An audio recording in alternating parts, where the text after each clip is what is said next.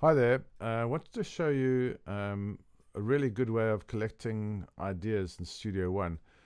Quite often I'm fiddling around with some ideas, and I write something that's nice for about 20 seconds, but then I kind of don't really have any good ideas for what to do with it.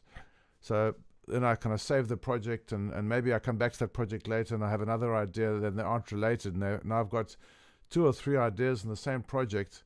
So what do I call that project, and how do I ever find those nice little ideas, because they're all kind of buried in some randomly named project. So this is what I think is what I'm going to start doing now, because I think it's the best way to collect ideas, and to have them precisely like one idea per name kind of thing.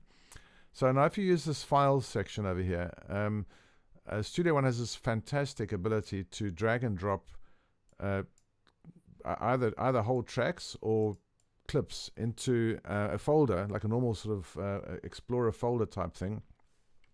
But the magic is that it keeps the instrument with all the sort of settings that you had on the instrument intact, plus all the MIDI notation. So if you see, if I drag these two clips over here into this folder, it's going to create two clips, and actually clips one for each of those things there. So if you want to avoid that, and if you want to just have one clip, you must rather just select the both of them, press G to merge them, and now it's just one thing, and you can audition it. So I could have a different project open, a completely blank project, and just be clicking through my different music loops. So basically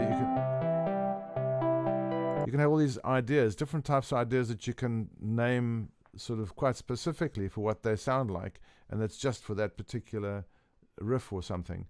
If you wanted more than that, you could go, you could actually do both at the same time, but you put them into, I'll just delete this one here. So you could do both of these here into the same, that's part of the same idea. You stick them in there, and then the next day you can audition them, and whenever you want to, you just pop them back in here, and there they are. If I had a blank project, it would actually recreate that. Let me show you that. And let me just go to this blank one over here. No, not that one. I'll just go to here, and I go to new project. Okay, and I just drag and drop. I can do both of them, I suppose, into there, and boom, there they are. And they have the instruments that I used to create it, all the presets that I had, everything's exactly as it was. If I wanted to, let me just delete instruments and tracks. If I drag the scalar thing, this was actually created by drag dropping the three tracks that I had in the previous project, these three tracks. I'd selected all three of these things and dropped them to here. Now the fantastic thing about that is that all the parameters that I'd set up, for example, this piano track and this guitar track, both have scalar as the input. So that is a separate sort of tutorial altogether, and there's lots of them on the internet, but basically the function of that is to have scalar restrict what notes you play, so that you're playing within a certain scale. And it's a fantastic thing. So you could basically have a chord progression on this track, and when you're improvising with your your music keyboard, playing the guitar track or whatever instrument you want, it will, as that particular chord is passing by, it'll make sure whatever note you hit, even if it's the wrong note, it'll be within that in the right key. So it's actually very, very powerful, that.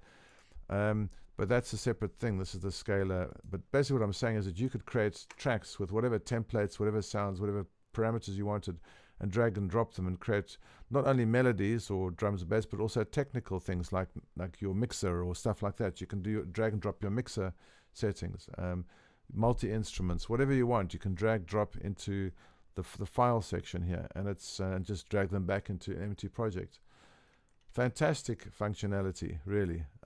So yep, so I want this one in a separate track over here. There it goes.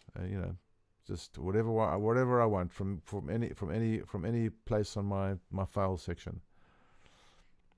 All right, have fun. And by the way, if you particularly want this blank template for scalar, let me know, and I can upload it somewhere.